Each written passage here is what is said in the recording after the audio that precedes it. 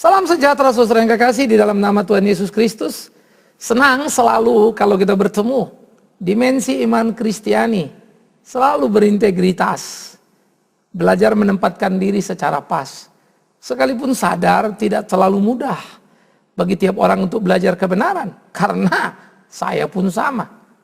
Tetapi bagaimanapun juga, kejujuran untuk mengerti kebenaran harus selalu kita tumbuh kembangkan.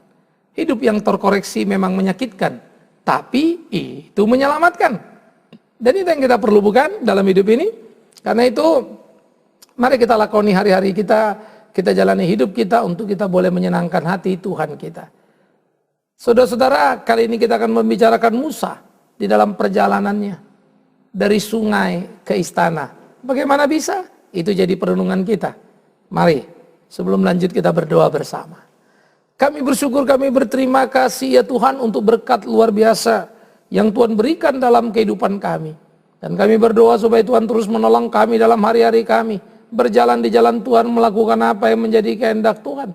Sehingga hidup kami menyenangkan hati Tuhan. Berkati sertai kami dalam perenungan kami akan firman-Mu. Baik hamba yang berbicara, tiap saudara yang mendengarkan. Dalam nama Tuhan Yesus Kristus, Tuhan kami berdoa. Kami bersyukur. Amin. Saudara-saudaraku yang kekasih, Alkitab mengajar kita satu prinsip yang sangat menarik. Kebenaran-kebenaran yang sangat menggugah kita. Kita akan melihat bagaimana di dalam kisah di Keluaran pasal yang kedua ayat 1-10 tentang Musa dilahirkan dan diselamatkan. Demikian firman Tuhan. Seorang laki-laki dari keluarga Lewi kawin dengan seorang perempuan Lewi. Lalu mengandunglah ia dan melahirkan seorang anak laki-laki. Ketika dilihatnya bahwa anak itu cantik, disembunyikannya 3 bulan lamanya. Tetapi ia tidak dapat menyembunyikannya lebih lama lagi, sebab itu diambilnya sebuah peti pandan, dipangkalnya dengan gala-gala dan ter, diletakkannya bayi itu di dalamnya dan ditaruhnya peti itu di tengah-tengah teberau di tepi sungai Nil. Kakaknya perempuan berdiri di tempat yang akan jauh untuk melihat apakah yang akan terjadi dengan dia. Maka datanglah putri Firaun untuk mandi di sungai Nil. Sedang dayang-dayangnya berjalan-jalan di tepi sungai Nil. Lalu terlihatlah olehnya peti yang di tengah-tengah teberau itu, maka disuruhnya lah hambanya perempuan untuk mengambilnya. Ketika dibukanya dilihatnya bayi itu dan tampaklah anak itu menangis. Sehingga belas kasihanlah ia kepadanya dan berkata, tentulah ini bayi orang Ibrani. Lalu bertanyalah kakak anak itu kepada putri Firaun, akan kupanggilkan bagi tuan putri seorang inang penyusu dari perempuan Ibrani untuk menyusukan bayi itu bagi tuan putri. Saud putri Firaun kepadanya, baiklah. Lalu pergilah gadis itu memanggil ibu bayi itu. Maka berkatalah putri Firaun kepada ibu itu, bawalah bayi ini dan susukanlah dia bagiku, maka aku akan memberi upah kepadamu. Kemudian perempuan itu mengambil bayi itu dan menyusuinya. Ketika anak itu telah besar, dibawanyalah kepada putri Firaun dan mengangkatnya menjadi anaknya dan menamainya Musa. Sebab katanya, karena aku telah menariknya dari air. Sekarang kita akan melihat saudara di dalam Ibrani pasal yang ke-11. Ibrani pasal 11 ayat 23 sampai 25. Karena iman maka Musa setelah ia lahir disembunyikan selama 3 bulan oleh orang tuanya. Karena mereka melihat bahwa anak itu elok rupanya dan mereka tidak takut akan perintah raja. Karena iman maka Musa setelah dewasa menolak disebut anak putri Firaun. Karena dia lebih suka menderita sengsara dengan umat Allah daripada untuk sementara menikmati kesenangan dari dosa. Saya kalau ingat ini, membaca ini selalu tergugah saudara. Betapa pekanya seorang Musa pada kehendak Allah. Tidak semua berkat lalu dia tinggal di sana dan berkata inilah berkat Tuhan. Bukankah istana berkat Tuhan? Bukankah Musa seharusnya tinggal di sana? Dan jangan berepot-repot untuk mengurus yang lainnya. Tetapi Ibrani mencatat, ia memilih tidak disebut sebagai putri Firaun, tetapi kembali kepada saudara-saudaranya orang Ibrani. Ia lebih suka sengsara di dalam Tuhan daripada sementara di dalam dunia menikmati dosa, tapi kemudian dihukum oleh Tuhan. Wow, masih adakah iman seperti itu di antara orang Kristen masa kini? Pertanyaan menarik. Mari kita lihat kisah daripada Musa. Alkitab selalu menggambarkan kepada kita kisah-kisah yang begitu heroiknya, begitu luar biasanya. Lagi-lagi kisah yang kita nggak suka. Musa adalah seorang anak dari Ibrani, orang-orang Ibrani yang tinggal di era Yusuf. Pada waktu itu raja yang naik sudah tidak lagi mengenal sejarah Yusuf dan berlaku semena-mena pada orang Israel. Menindas, menghajar, memperbudak mereka. Dan makin hari makin berat, makin sulit. Saudaraku, di era yang sulit itu orang Israel membengkak, maka keluarlah perintah bunuh tiap bayi laki-laki Israel yang lahir. Karena takut nanti kalau jumlahnya banyak, mereka memberontak melawan Mesir. Ingat waktu orang Israel keluar dari Mesir, dibawa ke pemimpinan Musa, ya kira-kira 80 tahun kemudian, ya dibawa ke pemimpinan Musa itu sudah jumlahnya 600.000 laki-laki, belum termasuk perempuan dan anak-anak. Itu laki-laki dewasa. Jadi bisa dibayangkan mundur ke belakang 80 tahun jumlahnya sudah sangat banyak, tentu menjadi ketakutan tersendiri bagi orang-orang Mesir. Nah oleh karena itu bunuh tiap anak laki-laki. Maka Musa adalah anak yang harus masuk gilir dibunuh. Ya. Tetapi kemudian Musa yang masuk anak untuk digilir dibunuh ini akhirnya tidak dibunuh dan dia selamat, ya. Dan bagaimana kemudian Musa untuk menyelamatkannya gimana? Karena nggak mungkin bertahan dan bisa disimpan terus-terusan, saudaraku. Ya. Nah, bagaimana kemudian mereka ini melakukan hal itu? Ya, bagaimana kemudian memang bidan-bidan pada waktu itu juga ya dipimpin oleh Tuhan sehingga mereka membiarkan juga banyak bayi hidup dan salah satunya adalah Musa. Tapi bagaimana bertahan hidup? Nah, ini persoalan kedua lagi. Oleh karena itu orang tuanya membuat satu semacam keranjang, kita gampangkan. Lalu dibuatlah keranjang dari peti pandan, ya, dan ditaruhlah Musa di sana, dilepaskan di sungai di mana putri Firaun biasa mandi, di sungai Nil. Ya. Saudara jangan bilang, "Wih, kok putri mandi di sungai?" Sungai kan mandian anak-anak kecil gitu ya. Saudara, di waktu lampau sungai itu diberi pembatas dan pagar, ya. Lalu di situ menjadi tempat mandinya putri. Ya tentu airnya khusus. Belum mengenal konsep kolam renang tentu pada waktu itu, bukan? Ya. Nah jadi dibuatlah sungai ini untuk kemudian tempat putrinya Firaun. Saudara yang kekasih, menjadi menarik pada waktu kemudian bayi ini lewat, putri Firaun melihatnya. Dia tahu ini anak orang Ibrani karena orang Mesir nggak akan buang anak seperti itu. Yang kedua tentu dia tahu ini anak orang Ibrani karena kulitnya bisa dikenali dan face wajahnya, bukan? Kalau dia tahu dia bukan kan putri Firaun, dia bunuh dong. Kan dia tahu bahwa paduka raja sang Firaun sudah memerintahkan supaya semua anak laki-laki dibunuh. Tapi entah kenapa dia berbelas kasihan malah mendengarkan saran dari kakak Musa. Dia tidak tahu itu adalah kakak dari Musa. Supaya disusui oleh perempuan Ibrani yang notabene adalah ibunya Musa.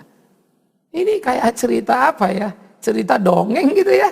Kebetulan yang terlalu betul lalu semuanya jadi jalan. Waduh, kayaknya indah banget deh. Kayak H.C. Andersen punya cerita aja kan begitu kan. Tapi itulah satu fakta yang terjadi. Yang kalau kita shoot begitu kelihatan menegangkan sekaligus menyenangkan karena kemudian happy ending dalam soal kelahiran. Sampailah Musa ke istana menjadi putri Firaun tapi dibesarkan oleh ibu yang tercinta. Ibu kandungnya. Saudara-saudara, era Musa di masa kanak-kanak adalah era yang kemudian membawa Musa mencatat satu peristiwa luar biasa. Dia bukan saja bayi Ibrani yang lolos dari pembunuhan, tetapi bayi Ibrani yang sampai ke istana lawan. Maka Musa bertumbuh menjadi pangeran muda.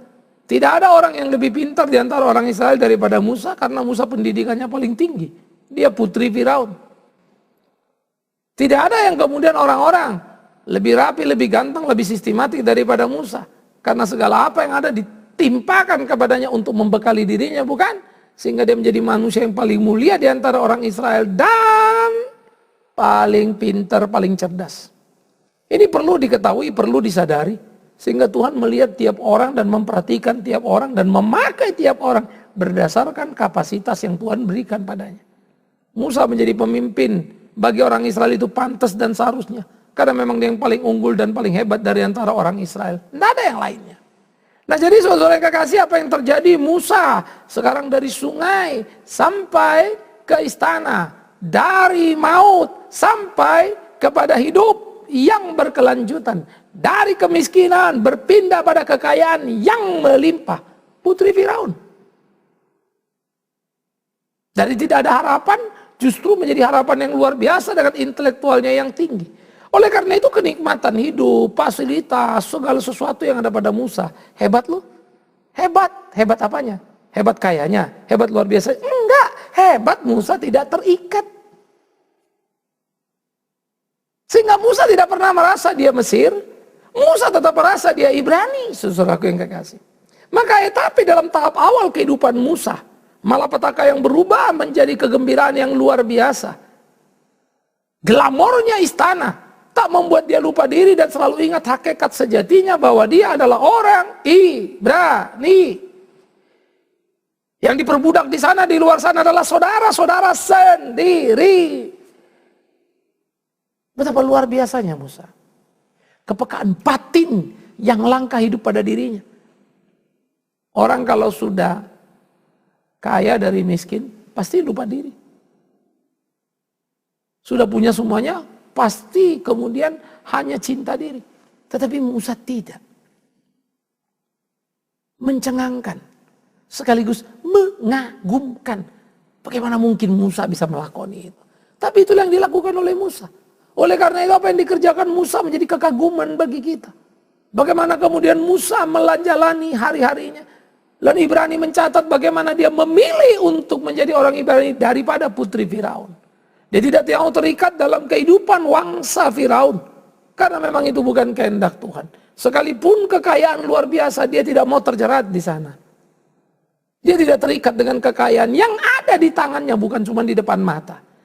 Orang Kristen malah banyak terjebak dalam kesalahan, memperkaya dirinya. Terbalik-balik ya. Musa di tangan dia lepas. Orang Kristen mau ambil dia rampas. Jadi bagaimana ini orang Kristen? Apakah Tuhan tidak mampu memberkati kita? Pastilah mampu sekali. Tuhan punya 1001 cara untuk melakoninya. Kitalah yang seharusnya belajar dalam hidup kita. Bagaimana memainkan peran kita dalam keseharian kita. Supaya kita sungguh-sungguh hidup seperti apa yang Tuhan kehendaki. Hidup kita itu berkenan kepada Tuhan. Nah, jadi bagian pertama etape Musa telah dilewati. Lalu kita juga melihat bagaimana Musa hidup dengan kesetiaannya. Mengiring kepada suara dan kehendak Tuhan itu. Itu sebab di dalam peristiwa dua kehidupannya ini. Etape pertama masa kanak-kanak dan masa mudanya. Ia tidak sungkan-sungkan untuk membela saudaranya yang berkelahi. Namanya budak dihajar oleh orang-orang Mesir. Musa melihat itu tidak baik. Lalu dia berkelahi dan akhirnya orang Mesir yang menghajar orang Yahudi itu mati terbunuh. Mestinya orang Israel lihat Musa dan bilang, hero, pahlawan. Begitu kan ya. Tapi hidup emang susah ditebak. Penderitaan yang berkepanjangan rupanya membuat orang Israel itu dalam tanda petik mengalami sakit sosial. Yang dibela tak bersyukur dan tak berterima kasih. Lain waktu mereka ribut didamaikan. Jangan ribut. Kalian kan sesama saudara. Kita ini sama-sama Ibrani. Diperbudak ya kok ribut. Mereka angkat bicara. Siapa yang mengangkat kau jadi hakim di antara kami? Apakah kau juga akan membunuh aku seperti kau membunuh orang Mesir itu? Celaka saudara. Rahasia yang tersembunyi tersingkap sudah. Tercatat Musa sebagai pembunuh orang Mesir. Betapa itu mengerikannya. Ini menjadi kesedihan yang luar biasa. Ini menjadi bahaya yang luar biasa. Bagaimana kemudian Musa jadi buronan. Kenapa? Karena saudara yang dibelanya. Sakit kan? Ngeri kan? Ironis kan? Musa tidak memilih istana. Tapi berada dengan saudaranya. Tapi disambut dengan sinis yang luar biasa. Dibela tidak berterima kasih. Didamaikan malah menciptakan keributan dan memfitnah. Sehingga Musa menjadi buronan. Dari sungai Nil dia ke istana. Tapi dari istana dia harus menjadi gembala domba saudara. Perjalanan yang luar biasa. Lalu apa yang kita mau belajar? Dari sungai ke istana? Bukan. Tapi dari sungai ke istana tidak ribut, tidak terikat, tidak mati-matian di istana. Itu yang penting. Atas nama kebenaran dia tinggalkan istana, dia bicara pada semua saudaranya, sekalipun kemudian saudara-saudara ini yang menjadi masalah buat dia, membuat dia jadi buron dan jadi gembala domba. Musa tidak pernah menyesali apa yang terjadi. Musa memegang teguh prinsipnya. Itu yang dikatakan oleh kitab Ibrani. Dia percaya. Dia tidak bertahan dan bersembunyi di balik jubah pangeran mudanya. Ia mendengar suara Allahnya, melihat saudara-saudaranya yang hidup dalam kesusahan, kesulitan, dan membantu mereka. Itu Musa. Tapi kebenaran membawa Musa menjadi buronan. Ironis ya. Tapi itulah hidup sehari-hari manusia, saudaraku. Namun apa yang terjadi ini menjadi pembelajaran penting bagi kita. Betapa amat sangat seringnya kita hidup untuk diri kita. Kita berkutat justru bagaimana mau sampai di istana dan bertahan di istana, lupa segala-galanya. Alkitab menceritakan seorang di istana bernama Esther, ingat? Esther juga orang Yahudi buangan yang kemudian masuk ke istana. Dari buangan jadi orang terpandang istana. Tapi ketika ada kesulitan bagi orang Yahudi, Esther tidak tinggal diam. Mengambil resiko kehilangan nyawa untuk menghadap raja karena tidak dipanggil. Dia beranikan dirinya. Kalau aku harus kehilangan nyawaku, aku siap. Dan dia pergi menghadap raja. Dia siap bukan saja meninggalkan istana, menanggalkan keratuan, hilang nyawa pun dia siap. Esther melakoninya demi menyelamatkan orang Israel. Esther melakoninya sebagai alat Allah, seperti apa yang diminta oleh Mordekai. Luar biasa. Esther berani dalam iman yang sehat. Luar biasa. Musa melakoni hal yang sama. Pertanyaannya, bagaimana dengan kita? Saudara-saudara, di masa kini kita hidup lucu setengah mati. Kita mau masuk istana, bodoh sekali kalau keluar lagi, kan begitu ya. Mestinya kemanapun kita pergi dalam gambaran istana tadi, keberhasilan atau apapun, puji Tuhan. Tetapi yang jadi penting adalah apapun bentuk istanamu, perusahaan yang besar, kekayaan yang limpah, kesuksesan yang hebat, popularitas yang tinggi, dan segala macam posisi. Jangan sampai istana itu mengurungmu dan kau tidak pernah keluar dari situ untuk melakukan kebenaran. Demi kebenaran, lakukanlah kebenaran sekalipun kau kehilangan istanamu. Karena jangan lupa, semua orang pergi ke istana itu pun kemurahan Allah. Musa bukan Musa yang masuk istana kalau Tuhan tidak memeliharanya. Tuhan bisa membuat Musa tertangkap oleh tentara Israel dan bukan putri Firaun, tentara Mesir. Bukan putri Firaun, dan dipenggal, dibunuh. 1001 hal di tengah-tengah situasi itu kemungkinan dan memungkinkan untuk terjadi.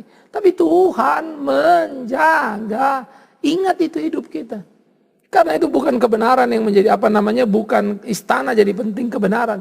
Tapi kalau Tuhan mau menyuarakan kebenaran, membawa kita ke istana dan tinggal di istana, silakan. Nikmati. Nah karena itu ya temukan kebenaran yang utuh itu. Kan gitu saudaraku ya. Jadi kita mesti berani membedah diri kita. Menyobek-nyobek diri kita. Sebetulnya kita ini mau apa dan mau kemana.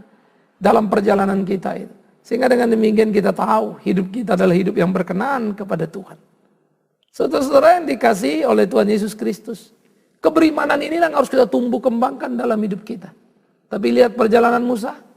Dari sungai Nil, baru dia menuju ke istana.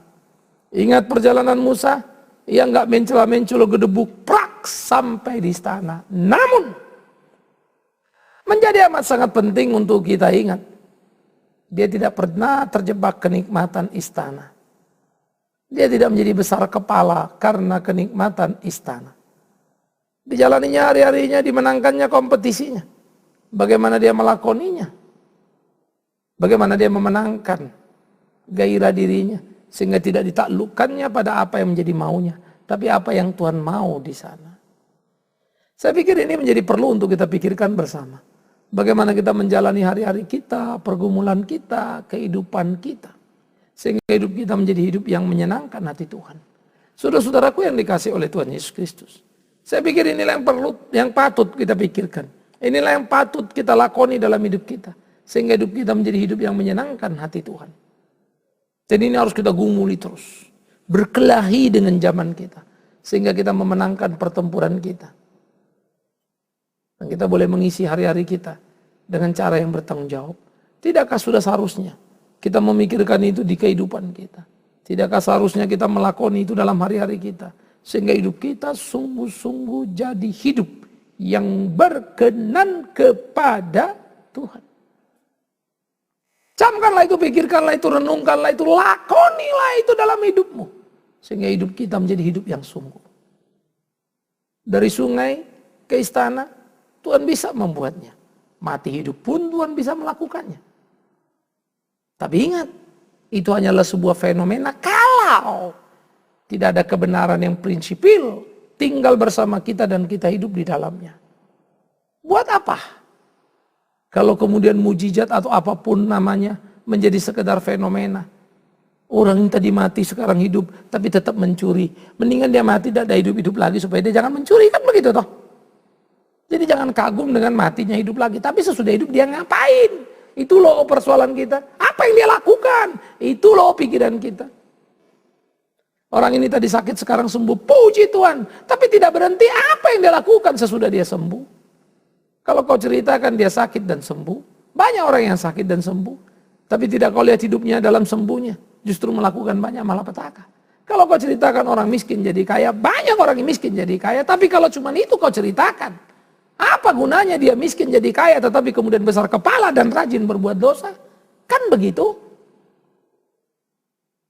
Dari sungai ke istana, ada hal perlu yang kita renungkan. Dari sungai ke istana, bagaimana menemukan pencerahan, dan Musa tidak terikat dengan istana. Musa menjalani hari-harinya. Saudaraku yang dikasihi oleh Tuhan Yesus Kristus, inilah yang harusnya kita pikirkan dalam hidup keseharian kita. Di tengah-tengah pergumulan kita, keseharian kita. Supaya kita bisa melakukan apa yang menjadi kehendak Tuhan. Tidak menjadi salah dalam kehidupan keimanan kita. Pikirkanlah, renungkanlah bagaimana kita menjalani hari-hari kita. Sehingga dengan demikian seluruh apa yang menjadi konsentrasi pengabdian kita kepada kehendak Allah betul-betul kita lakoni. Nah, menemukan kesejahteraan begini tidak mudah, saudara. Kita berproses setiap hari. Saya ini pendeta yang belajar terus dan belajar terus dan belajar terus, dan saya amat sangat percaya tidak akan pernah pembelajaranku selesai selama aku hidup. Karena itu akan menjadi amat sangat bodoh kalau aku berhenti belajar atau tidak belajar lagi selagi aku hidup. Semoga saudara memikirkan itu di dalam bagian kehidupan keseharian kita. Bagaimana terus kita berkutat dalam hidup kita, belajar terus untuk mengerti kebenaran. Karena dalam mengerti kebenaran tidak akan pernah usai. Kita terus berjalan, bertanding dengan zaman. Tarik, menarik, terus dibawa ke kiri, ke kanan. Kuat! Siapa yang menang? Perkelahian sengit itu. Lakoni itu. Jalani itu. Jangan cengeng. Kebenaran tidak pernah dapat murahan. Kebenaran nggak ada yang gratisan. Kebenaran selalu punya harga tinggi. Untuk sebuah kebenaran, Musa kehilangan istananya. Untuk sebuah kebenaran, Musa bahkan jadi buronan kehilangan kemerdekaannya. Untuk benar, Musa melepas kepangeranannya. Untuk benar, Musa jadi gembala domba. Untuk benar, Musa tersakiti, terzolimi. Bahkan oleh saudara sendiri. Pikirkan itu. Gak gampang. Karena itu apapun yang kau alami dalam hidupmu, saudaraku, ketika kau proses dibentuk oleh Tuhan untuk menjadi benar, menyakitkan, menjengkelkan, jangan bilang gini ya. Ya kalau gini aja sih gak apa-apa, Pak. Tapi ini begini. Saya ngerti. Saya paham itu sakit. Saya paham itu berat. Tapi apakah saudara tidak paham? Kristus telah melewatinya. Kita belajar dari Musa yang ada sebelum Kristus ada. Datang ke dalam dunia ini. Musa telah melewatinya. Bagaimana kita tidak malu di kekinian masa kita? Kita menjadi cengeng dan tidak bergerak utuh. Ayo kita jalani. Mari kita bergerak teman. Maju dan melawan arus zaman itu. Untuk hidup dalam kebenaran itu. Kepahitan, kegetiran, kesakitan adalah harga yang harus dibayar. Untuk benar itu. Tapi tidak mungkin engkau pernah bisa benar. Kalau kau tidak berani berkata benar. Karena itu kalau saya ini pendeta. Lalu kau lihat salah. Makan uang. Tidak jujur soal uang. Tegur dong, jangan diamin. Jangan bilang apa, Bingman kan hamba Tuhan. Orang yang diurapi Tuhan tidak boleh sentuh-sentuh. Di mana kau baca ayat itu? Kalau aku hamba Tuhan, orang yang diurapi Tuhan, tidak mungkin aku makan uang. Pikir baik-baik itu. Kalau makan uang ya sudah hamba setan namanya itu. Camkan. Kalau saya salah, dan kau tahu aku salah, tolong aku, selamatkan aku. Loh, caranya emang saya bisa nolong Bapak bagaimana?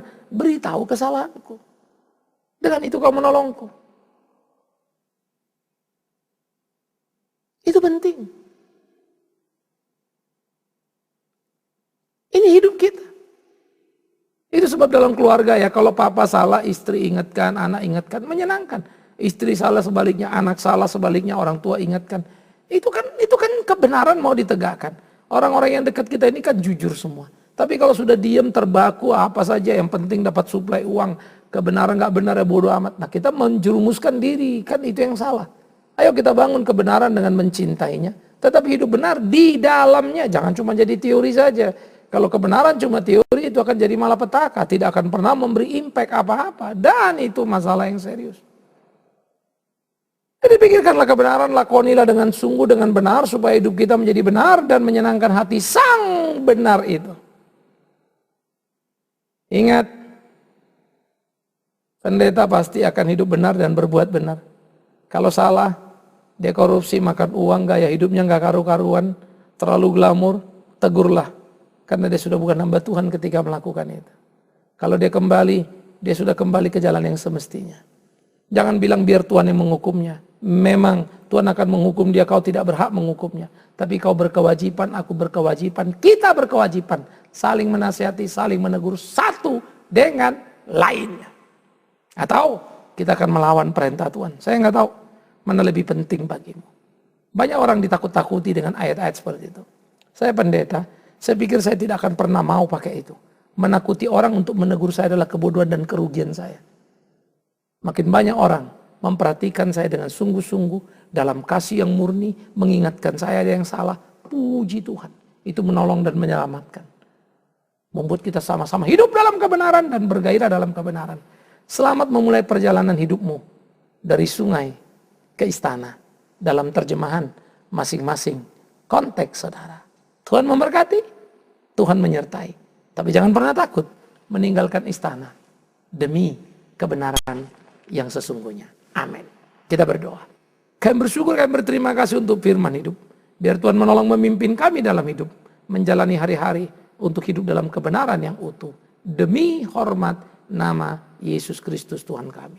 Terpujilah Tuhan, kekal selama-lamanya. Amin.